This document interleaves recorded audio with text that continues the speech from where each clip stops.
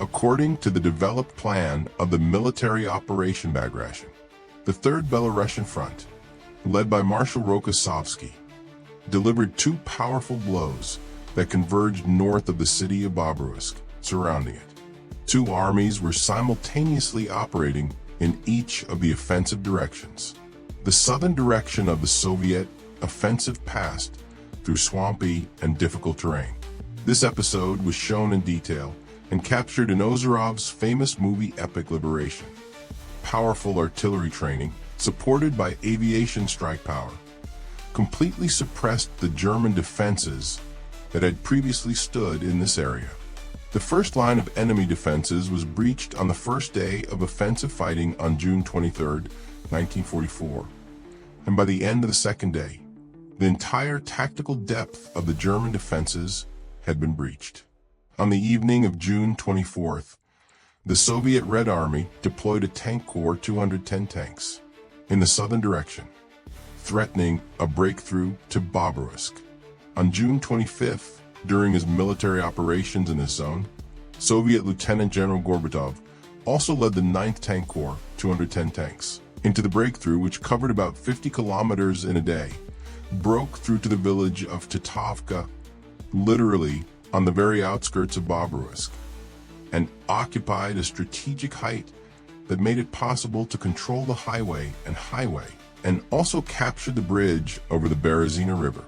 This success created the opportunity for the complete encirclement of the German troops located south of the city.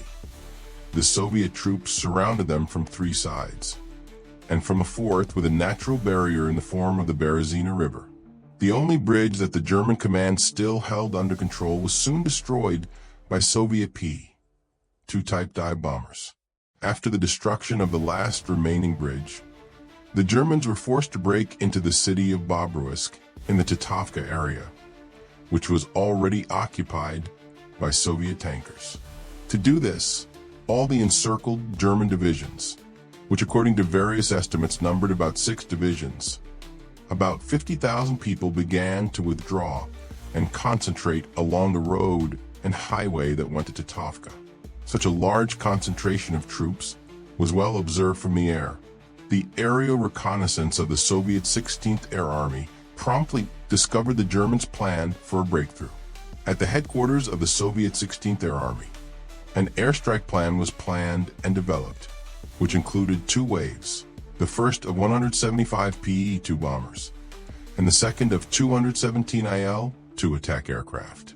The entire strike lasted about an hour and a half, during which time the pilots dropped a total of 159 tons of bombs on enemy concentrations.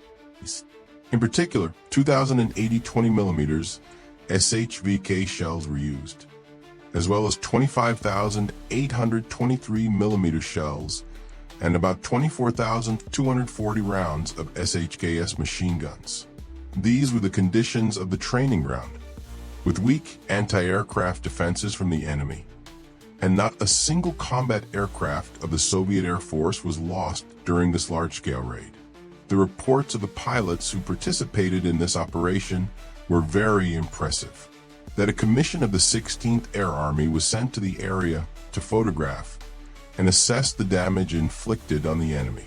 About 150 enemy armored vehicles were completely or partially destroyed, including tanks, self-propelled guns, armored personnel carriers, and tank destroyers. The effectiveness of the assault on more than 5,000 PTAB aerial bombs, special cumulative munitions designed to destroy tanks, was particularly vividly demonstrated.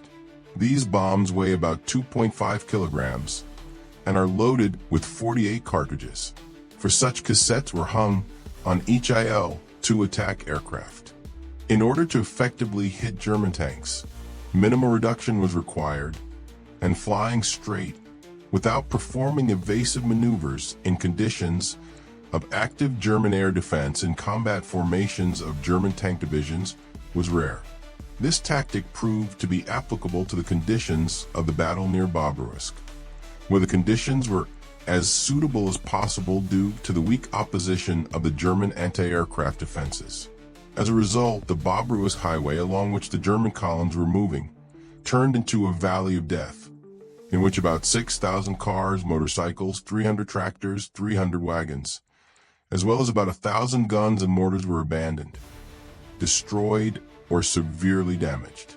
As a result, about 1,000 German soldiers died. The shot of the shattered German column disappearing into the horizon became especially famous. The Bobruisk strike was one of the deadliest in history and the deadliest air raid in the history of World War II against ground forces. It is especially important to emphasize that these strikes were aimed specifically at ground troops and equipment, and not at a city or naval facilities. This air operation literally destroyed a significant part of German armored vehicles and heavy weapons.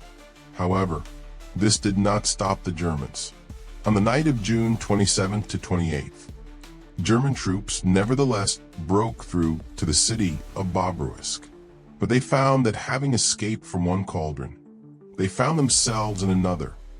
The situation resembled the events of 1941, only in the opposite direction. The Soviet 1st Guards Tank Corps entered the breakthrough from the south, which by the evening of June 27th surrounded Bobruisk from the north and joined the 3rd Army, forming the main Bobruisk Pocket. Units of 8 German divisions, approximately 70,000 men, were surrounded. This situation was a disaster for the Germans.